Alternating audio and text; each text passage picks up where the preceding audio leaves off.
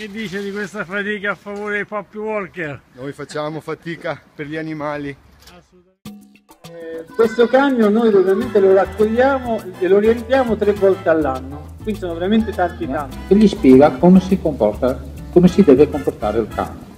Terminato questo anno di vita, assegnato al non vedente. Tutto ciò è grazie anche a voi che ci date una mano, una grossa mano in questi anni con la raccolta taglia. Siete stati bravi e avete fatto una cosa importantissima.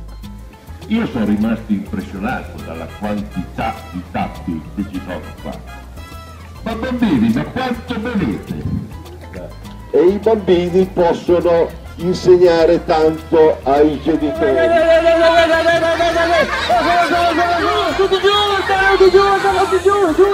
Tutti giù!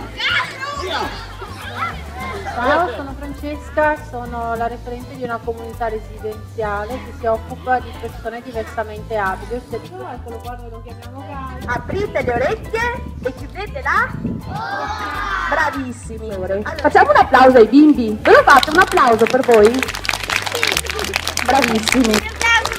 Volevo anche presentarvi Oscar, Carla, che fanno parte del progetto Pengo, il famoso progetto che è a tutela degli elefanti, e poi ne parleremo, ci divertiremo con gli elefanti, con i rinoceronti e via.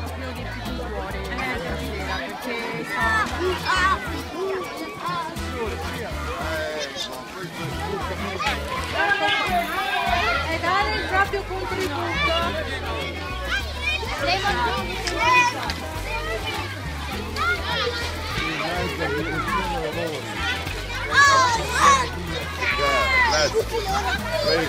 Filone, ora mi taglia!